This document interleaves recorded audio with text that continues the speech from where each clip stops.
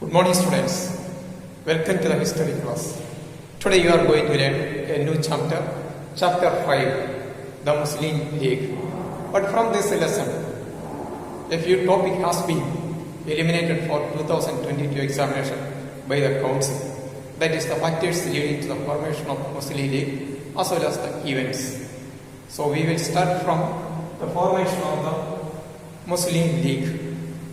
The idea of having a separate political organization for the Muslims first originated in the mind of Nawab Salimullah of Dhaka. So here I have written the name, you can see that. And he conveyed these ideas when the eminent Muslim leaders met at Dhaka in December 1906 in connection with the Muhammadi Educational Conference. And after a long discussion, all the eminent Muslim leaders agreed to have a separate political organization for the Muslims. So Indian Union Muslim League was formed on December 15, 1906 under the presidency of Nawab Salimullah. So this date and the name is very important because a few topics are taken from this chapter. That is why in one of these points will be asked in the examination. So you have to remember this. The date of formation of Indian Union Muslim League and whose presidency it was formed. And Ahmed Khan was elected as its permanent president. Its headquarters was to be at Aligarh, but its central office was shifted to Aligarh. Let us see that what are the objectives and the aims of Indian Union Muslim League. Only 3 points are there. You can see that first is that to give support to the British rule. Means if there is any misconception with regard to the British rule among the Muslims, that has to be eliminated. That is the first aim. And second is that to protect political right and interest of the Muslims of India.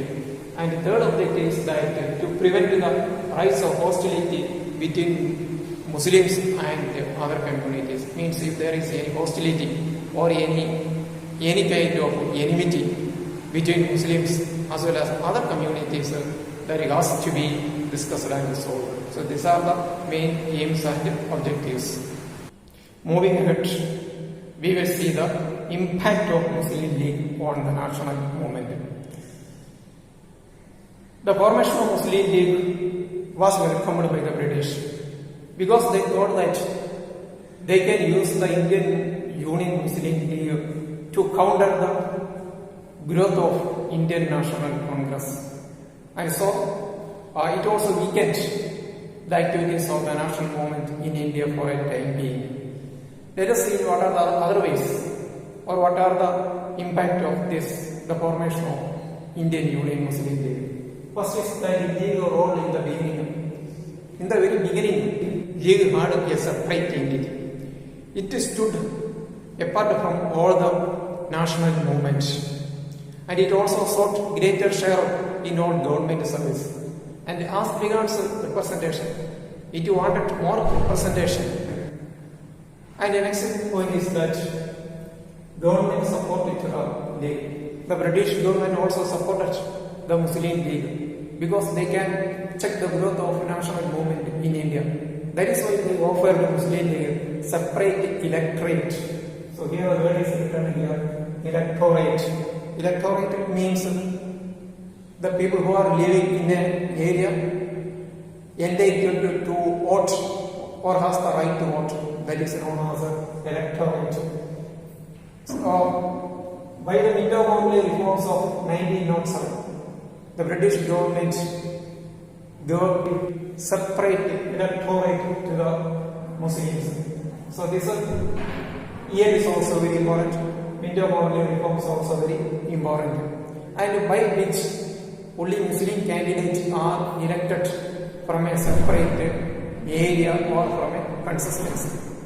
And the next is the phase of rapprochement 1910 to 1930. means during this period a younger group grew in the Muslim League. They disliked the attitude of the Muslim League towards the Indian national movement. There were many reasons are there. The first is that the Britons supported to the Balkan state, means when the Turkey and the Balkan state waging a war, that the Britain supported Balkan state. Turkey means it is a Muslim dominated area. Naturally all the Muslims gave support to the Turkey, but Britain supported the Balkan state. That also turned the Indian Muslims against the Britain. And another point is the annulment of partition of Bengal. And the Lord Curzon divided Bengal in 1905, and later it was annulled or cancelled in 1911. So first of all, Muslims thought that they had a separate state, but when it was cancelled, they did not like the approach of the British. And another is the last one is the younger group decided the British rule. Means there was a growing new group in the Muslim League. They wanted to act with the nationalist group instead of supporting the foreign rule. Moving ahead, we will see the remaining points. Next is the Congress and the League. We know that in the very beginning, League had a separate entity, but certain international events brought the Congress and the League closer. The Britain supported the Balkan countries against the Turkey. Turkey is a Muslim-dominated country. That is why the Indian Muslims launched a strike and agitation against the British in India. And the Indian Muslims also started Khilafat movement. Congress take it as an opportunity to bring Muslims into the national movement. So they included this Khilafat movement as a part of the non-cooperation movement. And thereby an agreement was made between the Congress and the League at Lucknow in 1960. So this is known as the Lucknow Pact. Pact means agreement. Means the Congress and the League agreed to work together in future. And the next is known as the partition of the country of territorial lines. In 1930, the idea of the two nation was born.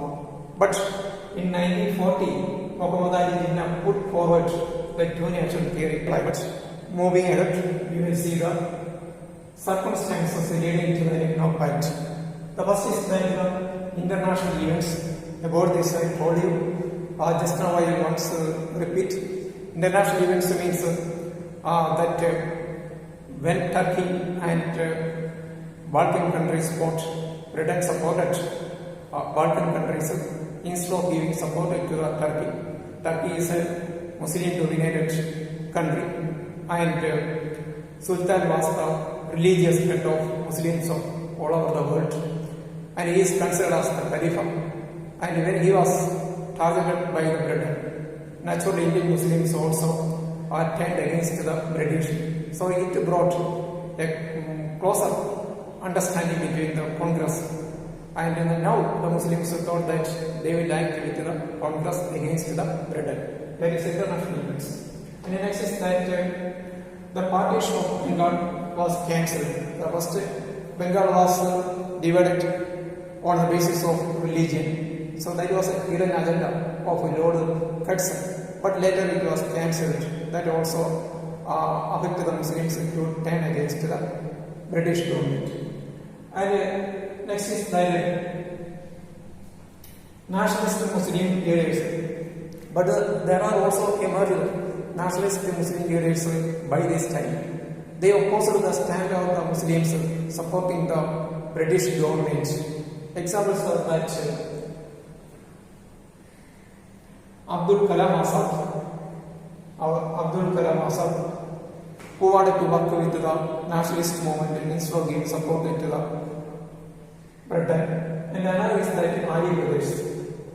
Ali brothers means they are Maulana, Muhammad Ali, and Shaukat Ali. So this is the name of these two Muslim brothers are very important. Arya Pradesh means Maulana Muhammad Ali and Shaukat Ali. So they also wanted to work with the Congress. That also helped to bring Congress and the Muslim League to the. And next is the changes in the objectives of Muslim League. By this time, the objectives of the Muslim League changed, and now they wanted a set government under the British crown. Moving ahead, let us see what are the main causes of Lucknow Pact. And the first cause is that abolition of the Indian Council of the Secretary of State. There is a Secretary of State for India operating from England, and he has to be assisted by two under-secretaries, of whom one is to be an Indian. This is one of the main flaws of Lucknow Pact. And another is provincial legislature. Means in the they wanted one of the members in the provincial legislature is to be elected, and 1/5 is to be nominated. By this act, that Muslim League got majority in Punjab and Uttar Pradesh. And next is that minorities in elected bodies. In elected bodies, they also demanded more minority representation. And next is the limitations of the imperial legislature. Means the imperial, the British legislature possessed more power, such as foreign affairs, defense, and the right to declare war. All this right to be limited, their another demand. Next is that the power of the legislative council. And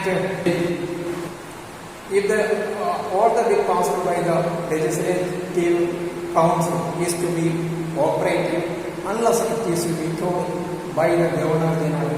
And even if the Governor General veto a bill passed by the legislature, the legislature has the right to pass the bill again within 1 year, and the Governor General must sign that. Next is that Viceroy's Executive Council. They also demanded more representation in the Viceroy's Executive Council. And this is jumped as another part also, significance of the Lucknow Pact, that it has been cancelled by the board. With this, today's video class has been completed.